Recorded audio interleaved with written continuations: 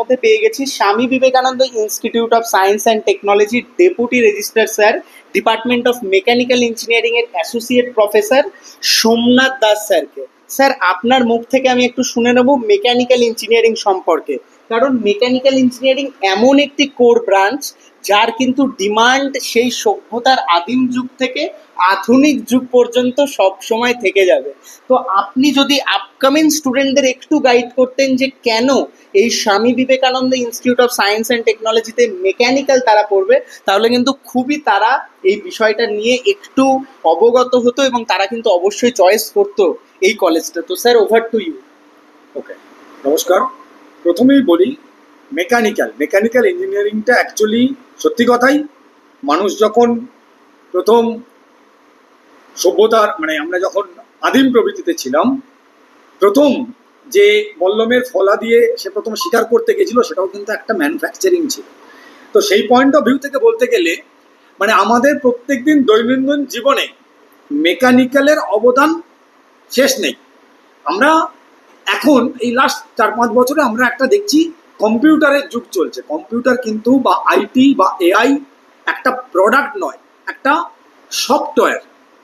সেটা কোথায় অ্যাপ্লিকেবল হবে যতক্ষণ না তার প্রোডাক্ট থাকে। আর প্রোডাক্ট বানাবে কে? মেকানিক্যাল ইঞ্জিনিয়াররা, সিভিল ইঞ্জিনিয়াররা, ইলেকট্রিক্যাল ইঞ্জিনিয়াররা, এরা। কারণ এরা ম্যানুফ্যাকচারিং সেক্টরে থাকে। আর নেক্সট যে জিডিপি বা আপকামিং যে জিডিপি আমরা শুনেছি, তাতে ম্যানুফ্যাকচারিং সেক্টর ইন্ডিয়াতে একটা কি বলা যায় বুম এসছে, একটা জোয়ার এসছে। তাহলে এই ম্যানুফ্যাকচারিং সেক্টরে নাওএডেজ বিভিন্ন লিঙ্কডইন বা বিভিন্ন নিউজ পেপারে দেখবে একটা ট্রেন্ড আসছে, মেকানিক্যাল, সিভিল, ইলেকট্রিক্যালের ডিমান্ড বাড়ছে। ডিমান্ড মিনস অ্যাকচুয়ালি লাস্ট 4-5 বছর ধরে মেকানিক্যাল ইঞ্জিনিয়ারিংয়ে কিছু কর্মীর অভাব, জব অপরচুনিটি তৈরি হয়েছে, কিন্তু স্টুডেন্ট নেই, ট্রেন স্টুডেন্ট নেই। এবার আমরা আসছি, আমাদের বিশেষত্ব এই একটা চার্ট আমরা একটু দেখিয়ে দিচ্ছি। এইরকম প্রত্যেক স্টুডেন্টকে আমরা সেকেন্ড, থার্ড, ফোর্থ ইয়ারে অ্যাটলিস্ট 2 to 3 স্পেশাল ট্রেনিং এখানে দেব। যেমন হতে পারে সেটা রিনিউয়েবল এনার্জি, হতে পারে সেটা এফিসিয়েন্ট ম্যানুফ্যাকচারিং টেকনিক, হতে পারে সেটা এআই ইন ম্যানুফ্যাকচারিং, হতে পারে সেটা ন্যানো কম্পোজিট, যেটা অ্যাকচুয়ালি এখনকার দিনে ইসরো, শিপ বিল্ডিং, ভাবা অ্যাটমিক, এইসব নিয়ে কাজকর্ম চলছে। মেকানিক্যাল একটা ভার্সেটাইল ডিপার্টমেন্ট। তুমি যদি মনে করো আইটি সেক্টরে যাবে, যাও, কোনো অসুবিধা নেই। You have to some knowledge about computer science, তোমার একটু কম্পিউটার সায়েন্স বা আইটি নলেজ থাকতে হবে। তার জন্য দরকার নেই তোমার কম্পিউটার সায়েন্স ডিগ্রি। কিন্তু একটা কম্পিউটার সায়েন্সের ছেলে কোনোদিন আইওসিএল বা যত টপ ম্যানুফ্যাকচারিং কোম্পানিতে জব পায় না। তাহলে কম্পিউটার সায়েন্স বা আর্টিফিশিয়াল ইন্টেলিজেন্স বা যাই বলো, এগুলো নিলে তোমার জব মার্কেটটা ছোট্ট, আর মেকানিক্যাল নিলে তোমার জব মার্কেটটা থাকে এত বড়। তো আমি সেই জন্য স্বামী বিবেকানন্দকে আমরা এই অ্যাডভান্স ট্রেনিংগুলো প্রত্যেক ইয়ারে, প্রত্যেক সেমিস্টারে কিন্তু তাকে করতে বাধ্য করি। এবং স্বামী বিবেকানন্দ এমন একটা কলেজ, এই কোর্সগুলো করার জন্য তাকে 1 পয়সা এক্সট্রা চার্জ করে না, তার ফিস বাদ দিয়ে। এটা গেল আমাদের ট্রেনিং। এরপরে আসছি প্লেসমেন্ট। আমরা এই মুহূর্তে আমাদের কলেজ ইন্ডিয়ান ইনস্টিটিউট অফ ফাউন্ড্রিম্যান এর সাথে অ্যাটাচ।